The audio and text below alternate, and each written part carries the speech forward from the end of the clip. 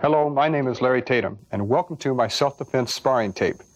Now, in this tape, we're going to learn what is sparring and self-defense. When they're combined together, they produce a different type of technique, a different type of psychology in the fight. Now, sparring, you might say, is a premeditative form of action, whereas self-defense techniques are reactionary. But when we put them both together, we get a unique blend of self-defense in the street. Now, with the help of Sebastian, I'll show you what I'm talking about.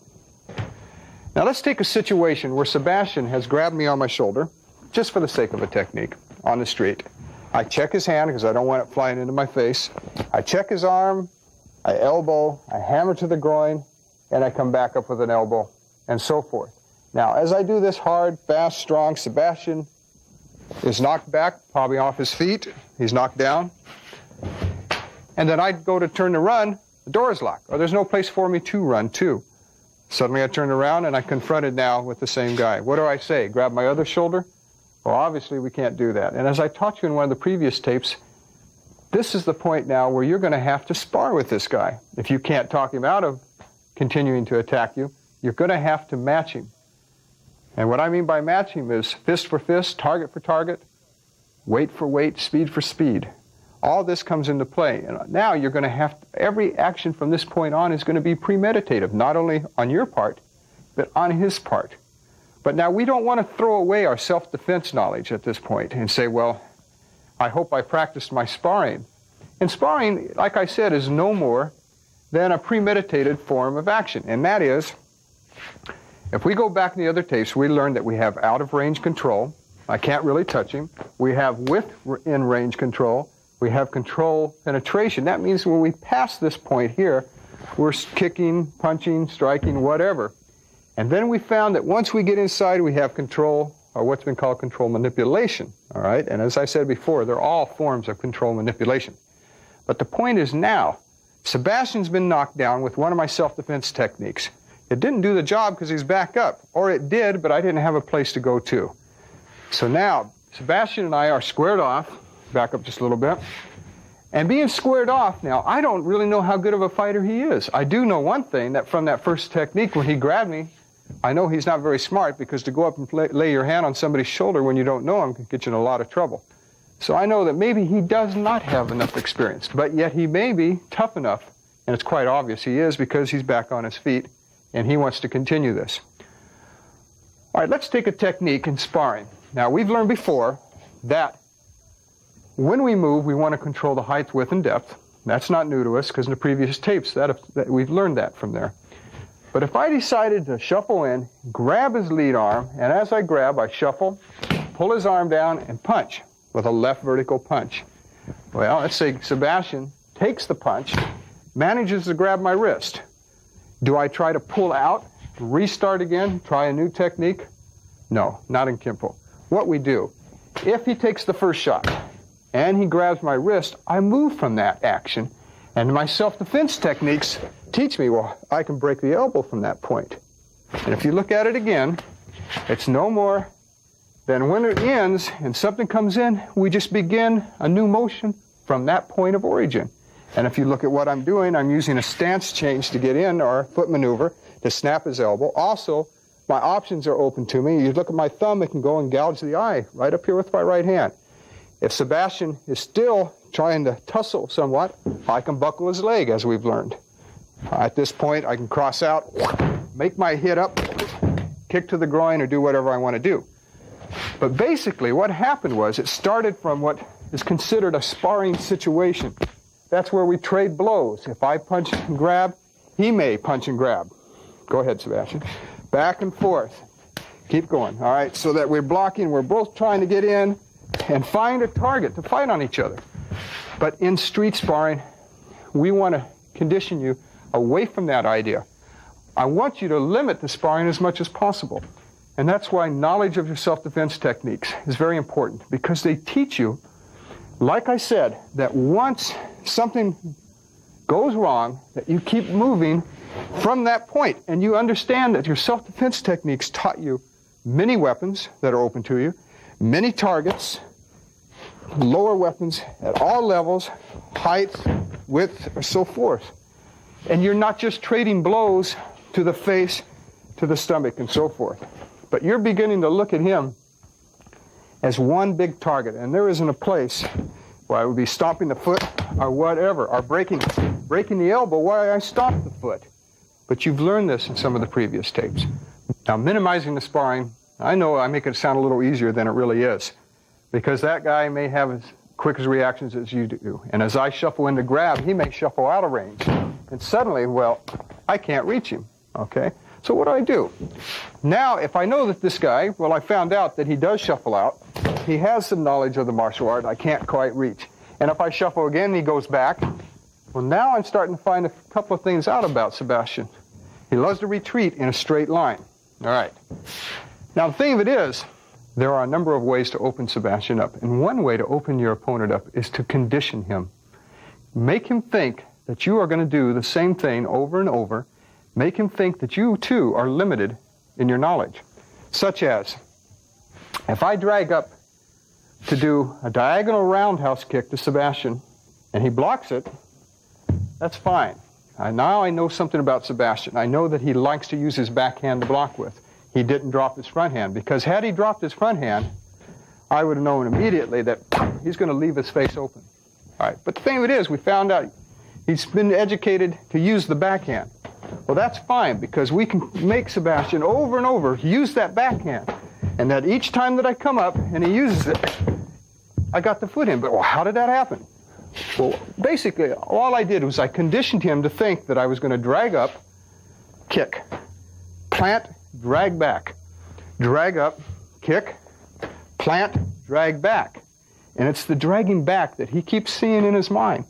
So this time I drag up, kick, plant, kick. In his own mind, he still sees me planting back. All right, so that's one way of conditioning. Another way is that when you put your own guard up, this is the one that he's mostly concerned with. This is the closest to him. You start to feint with this in some way, fake, try a move. You're getting Sebastian to perform for you. That's a good word I want you to remember. We're making him perform. So Sebastian, I know that he likes to move this way. He likes to do this, a little more out that way. He likes to use that hand. He's aware of my front hand. But I don't want him to be entirely aware of that front hand anymore. So what I do is I purposely know that my backhand is out of range. So I take a little shuffle and drag, and I can't quite reach. In fact, he moves his head back a little bit. Good. Well, he must think I'm stupid to keep trying this move over and over, right? Now he's not conscious of my front hand anymore. So as I move, the front hand was already in and always was close enough. But I took his consciousness away from the front hand and placed it where? I placed his consciousness to the backhand, which was always out of range, but this was always in range. But I couldn't quite get it in because he was so, before, aware of what it was doing. Now, this is one form in conditioning your opponent. Besides conditioning our opponent, I want to work on complementary angles. And we did in some of the other tapes. We learned that when you are in an improper neutral bow, for instance, if his knees are bent, but the front foot is turned forward, that angle can be a guide for my foot right up between his legs. And we found out that most people, when they kick in the street that aren't martial art trained, will kick from the ground up. All right, so a good neutral stance with the knees bent and the feet out of 45 will nullify most kicks that come from the ground up if you position yourself properly. All right, now, Sebastian's at this angle here. He's in a left neutral bow. He puts his guard up high, has his hand down as a check. Now, this is pretty close to what we learned before, which is a universal block. But it's just a little expanded at this point. Now, with Sebastian in that position, and I want to move in on him, I know that through my experience that action is faster than reaction. I'm going to take advantage of this and advantage of the angles that are open for me.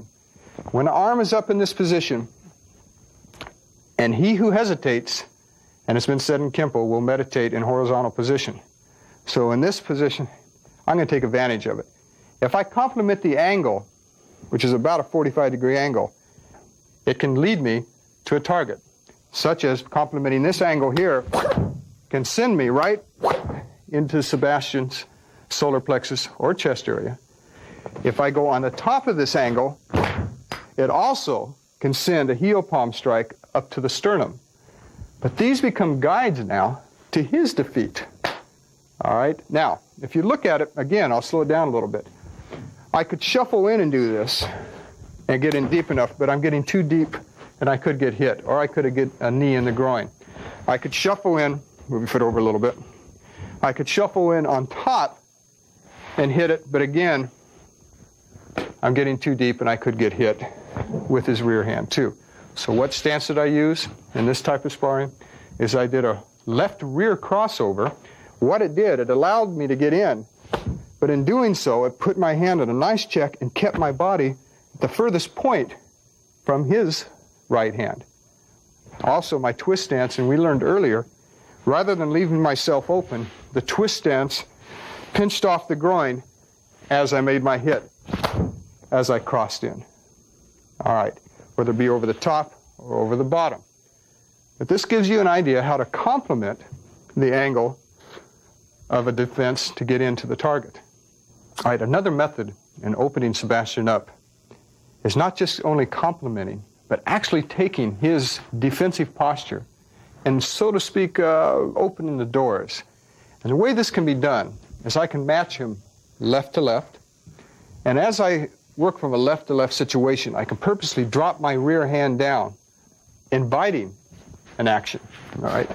Now, before that action hits, I better be quick. By inviting an action, if it comes, I can parry it, go into a cat stance, and execute a kick, because I know that this target is going to be there if this is done properly. And in Kenpo, it's like shooting a game of pool. One of the objects of the game is that after you've hit the cue ball into the object ball and it goes into the pocket, is that you make sure that the cue ball is aligned for the next shot. You just don't let it run all over the table hoping there'll be another shot available. Kenpo's designed the same way. Even so far ahead that I know that if I purposely, number one, open myself, begins the punch, I have to parry, I also have to use a stance change, and that was about 4 or 5 different moves. But in the process, I knew that at the end of it, if it was done properly, I would have the target that I picked in my own mind. Now, rather than hoping that he'll punch and maybe get a target. All right? And especially now, when you fight more than one guy, you have to create the openings. That's in the other tape too, but it's important to understand this here as well. So what I do is I purposely open myself, get Sebastian to parry, shoot the kick, and of course the follow-up is quite obvious. All right, now, what's interesting about opening that door, that's opening up the back door. Now we're going to open up the front door. I'm going to use the same pattern. And as I start with my guard up, I'm going to purposely drop my hand down, and as he thinks I'm going, and hopefully before he punches, before that punch occurs, I'm going to open up the lead hand and come over and execute my kick. And of course, all this stuff is open and available. And we go into self-defense techniques. All right, watch it again. I'm in a left neutral. All I do is I step off, parry it and basically open it up. My right hand is up, so if he does punch straight at me, then I can redirect it at this point and use my kick. Or, as I came over, I can still use the lead hand to parry and or block as I simultaneously kick and poke. This is sophisticated techniques somewhat, but it's the concept. That's not really sophisticated. All it was putting my hand down where it looked like it was out of range, where it couldn't really hurt him, but yet it was at a position to where it can open him up as I make my moves.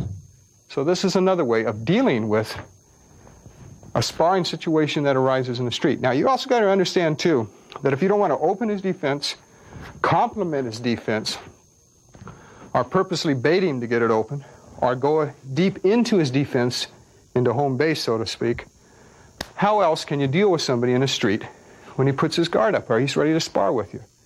Well, let's look at it from this angle here. look at the first line of defense, which happens to be his arm down to his knee, down to his foot. So now we're not considered with what's going on in here as much as we are as what is stuck right out in front of us. We can do a number of things. We can come through the defense. We can actually plow through it. Now, I'm using a heel palm. In reality, on the street, I'd use my knuckles, and I would strike and attempt to break or shatter the forearm. I would also stomp, breaking the knee, and before I plant, stomping the foot, which is positioned for me. And of course, remember I taught you how to stand on one leg? Again, now you can understand why this is so important. So I'm going to go through it rather than around it or complement it.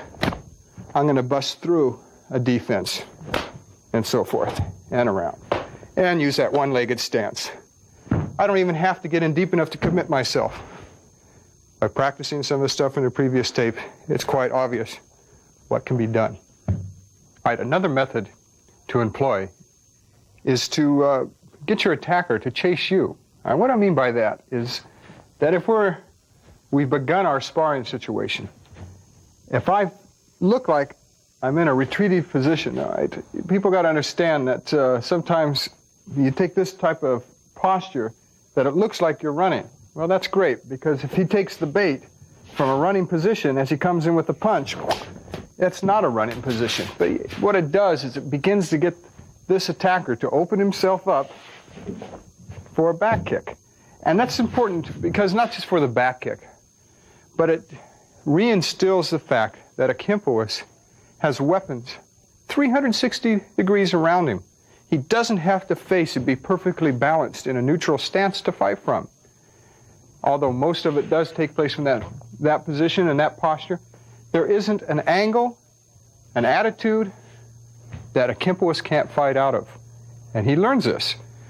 If we take this stance, all it looks like a run, it's no more than a right reverse close kneel is all it is. As he comes in from that position, I can change targets. I can go to the knee, go into the other side of the knee, so forth, change the angle with this foot, and then bring myself back into play and back into a normal posture again. I hate to use the word normal because there really is no normal posture, especially in a street sparring situation. It's from wherever the angles that you're at that time and how you make them work for you. All right, now let's take it a step further.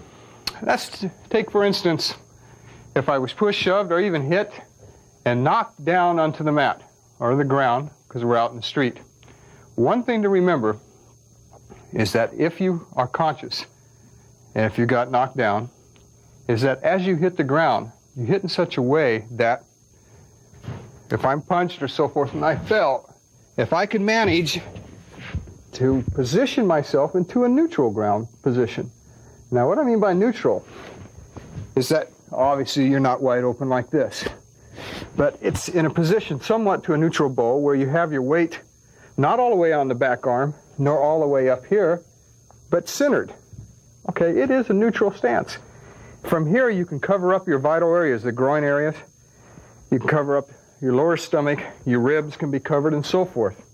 Now, rather than being spread out in this situation, and this is dangerous, and I'll show you why. Sebastian, would you take that posture down there? Can you move up here a little bit? Now, if his legs are spread out, if anybody has, well, it's quite obvious, we can go to the groin, but let's say we don't have a groin shot, but the legs are still spread out. I wouldn't waste my time to get all the way up here to try and get around to Sebastian, but in reality, I would stomp what's open and with the extremities, everything that's sticking out from him. It would only make my job easier at this point to go in and begin my techniques from this posture here.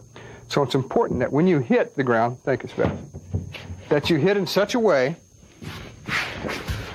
that you're in a neutral position and everything's pulled in to your perimeter here. If you look at the way I'm situated on the ground, there's a number of things that can happen from this angle. For instance, if Sebastian shuffles in, it could be because he wants to punch and or grab, punch with his backhand, kick with his back leg, kick with his front leg. All right, now rather than to try and block a kick and raise myself up to where I'm blocking a kick, but I'm also at a disadvantage to block his arms, I'm going to use a different type of blocking, or you might call it trapping, but I'm not going to use the weapons that are the furthest from his leg, but as he shuffles in, I'm going to use the ones that are the closest. Now, if you look at this, come on back up, Sebastian, and back a little bit, my bottom foot was positioned in a half circle, and it was no more than a bait or a trap. That as Sebastian came in, I took advantage of it and trapped him. It acts as a fulcrum. It anchors him down. Now, as he comes in, I use no more than a right side thrust kick. Punches. Kick. All that is being controlled. Not only that, is he getting possibly a broken knee or a bruised shin, however you want to deal it out.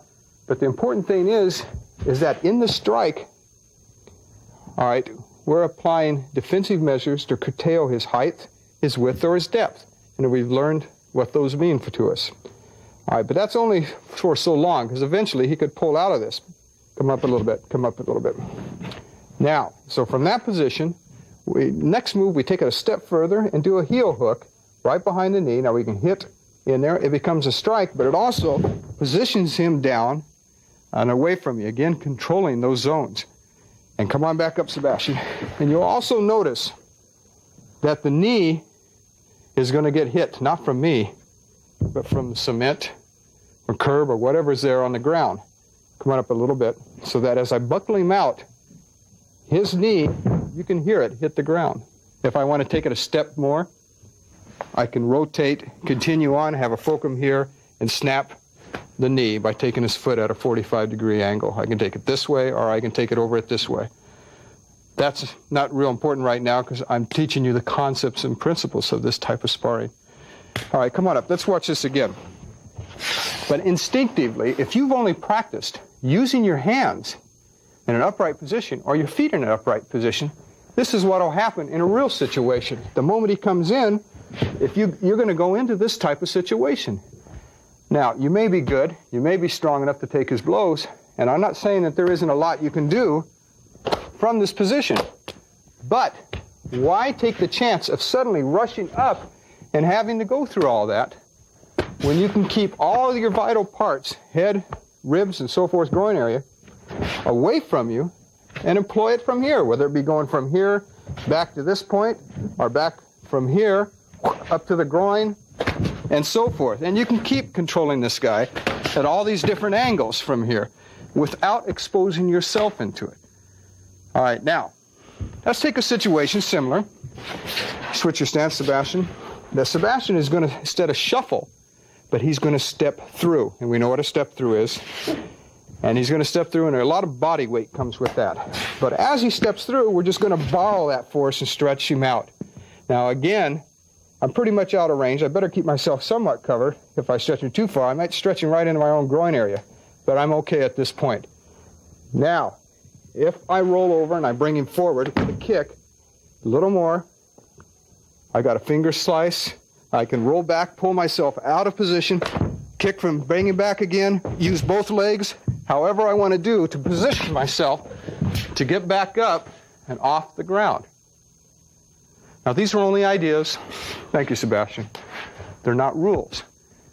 But sparring has to be all-inclusive, or what we call street sparring, sparring self-defense. It's much more than just trading blows. Punch, block, keep sparring, so forth, kick, and to try and out-blow the other person. Try to out-kick him and so forth. It's once you get a move in Kenpo, is that you move to the next and the most logical move, go down, that you can employ, and so forth. This is logical, it makes sense, take some practice, or if you don't want to practice it, you can trade blows. If the guy's bigger, be stronger, faster, you're not going to come out the victor. Thank you, Sebastian.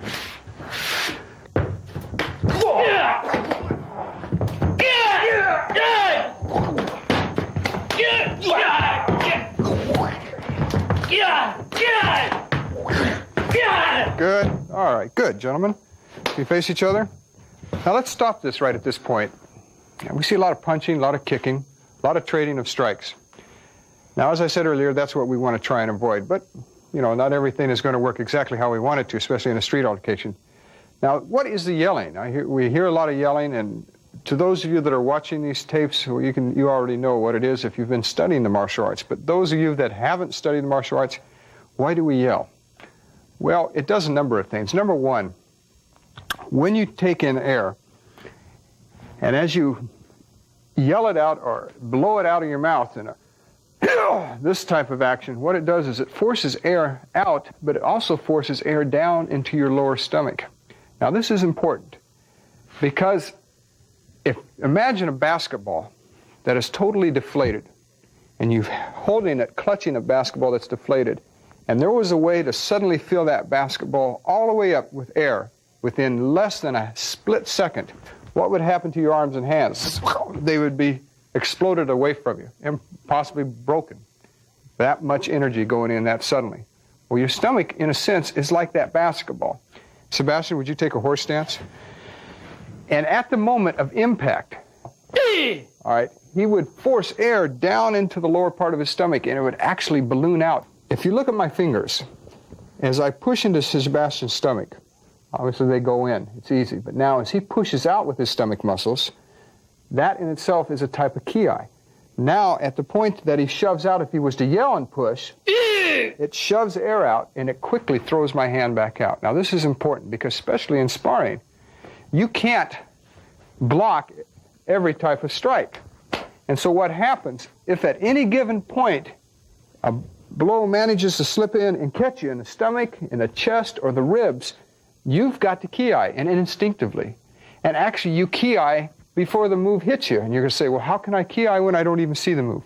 Well, by this time, your training has taught you that any time I see Sebastian move, I'm already beginning my kiai. So if I slip up, if I don't manage to see a strike, a foot, a knee, or something happens to hit those areas I was talking about, even my back, my kidneys, so forth, I can withstand it.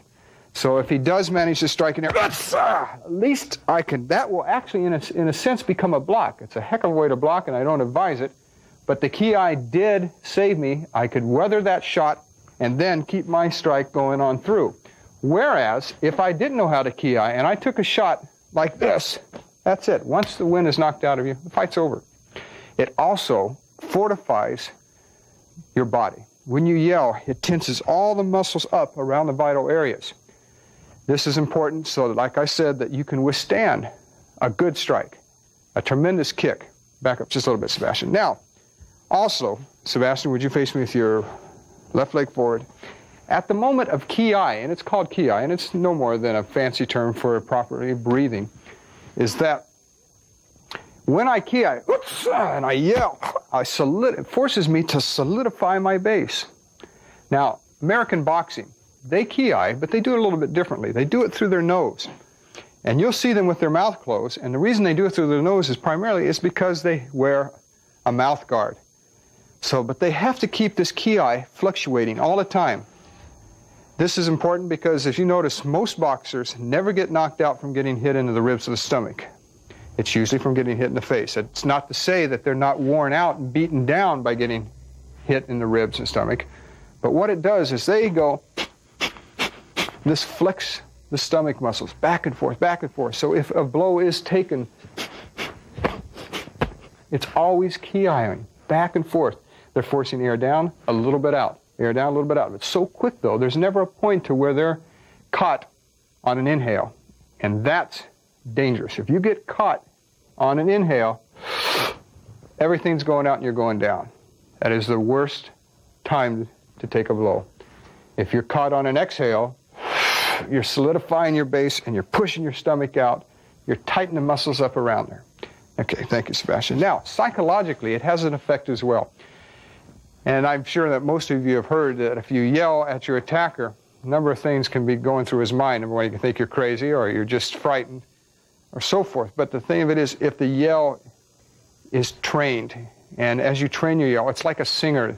Most people that study the martial arts, as they get higher up in their rank, they know how to yell very, very loud. They develop a pitch. It's very piercing. It's very guttural, but it comes from the lower stomach. It comes all the way up. Now, this can have an off-balancing, mentally off-balancing effect on your opponent out in a street situation. So these are a number of things that are important with the kiai, our proper way of breathing. I'm going to have them freestyle again and watch when they kiai. Gentlemen, go ahead, begin.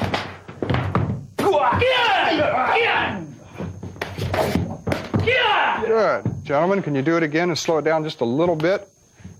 Same thing, and key a little slower. All right, good.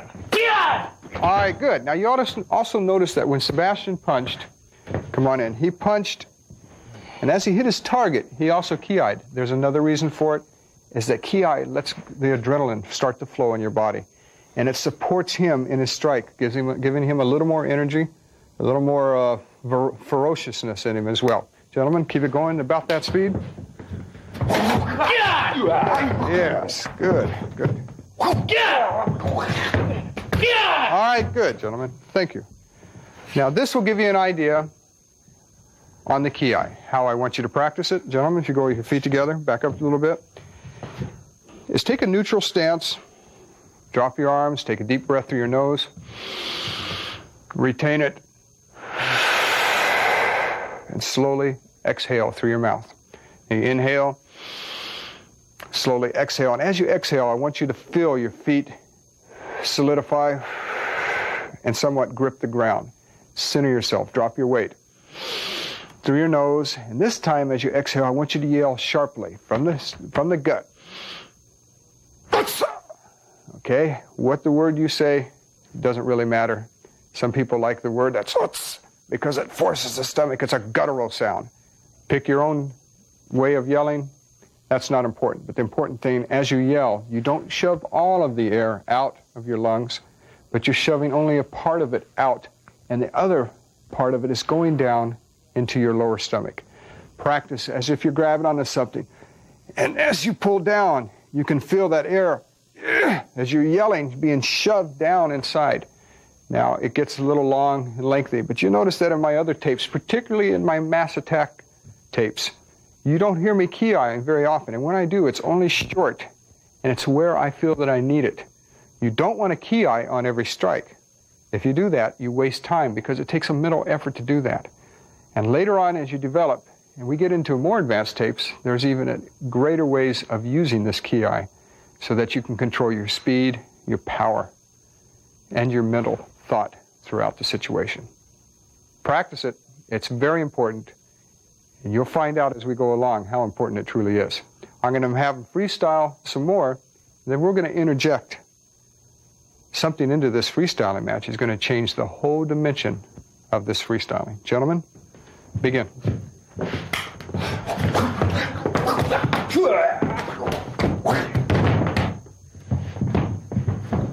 Good. Hold it right there. All right, now, something's changed. It's quite obvious. He found a stick on the street. It could be a club, whatever. It could be metal. It could be wood. Whatever the case is now Sebastian, who looked like he was losing that fight, and maybe he was, if Daniel was up a little closer. He has something now, a weapon. Now, what happens, move up just a little bit on your feet, and just come up a little bit so they can see it, back up a little bit, is that when you put a weapon in your hands, the first thing that changes, psychologically, you feel stronger. And the reason that you feel stronger is that you know that the weapon itself will take the abuse. Your hand, your arm won't take the abuse, but the weapon will. This really gives you a tremendous feeling, confident feeling. And you're not afraid to swing it as hard and as fast as you can. There's no worry of injuring yourself. Psychologically, it also begins to make him feel at a disadvantage. Not only does he have to worry about Sebastian's natural weapons, but now he has to worry about an unnatural weapon, something that he's not afraid to use. Also, something that extends the reach almost twice what it was before. So these are things that he has to be concerned about and how he deals with it. Now he has to pick, excuse me, Daniel, can I slip in there? Daniel would have to pick targets, go ahead, swing it, foot maneuvers that would stop this from happening.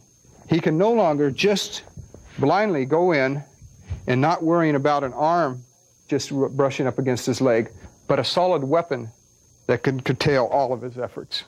So, as I was showing you earlier, if he was to swing and I stepped back and he came in again, I could step on it itself, sweep it away, get it totally out of the action. Possibly use it for myself, but whatever the case is, I'm not going to deal with it again. These are only some ideas. Again, they're not rules, but it's to give you a chance to explore what can go wrong out there. I want to thank for the help of Sebastian and Daniel, and I'll have them close this section of the tape with some sparring. Gentlemen,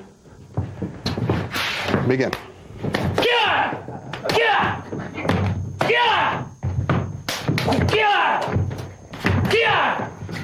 Good. At this time, I want to bring out one point, and that's restrictive clothing. And your clothing plays a very important part in your sparring, or any self-defense situation. You got to understand that environment dictates how you're going to react, what weapons you're going to use, and so forth. But your environment also includes your clothing. It's part of your environment. Now, Sebastian, if you put your left leg forward, put your guard up. Sebastian's in a t-shirt. He knows if he falls on the ground, there's nothing to protect the bony part of his elbow if it scrapes along the cement. He has tennis shoes on.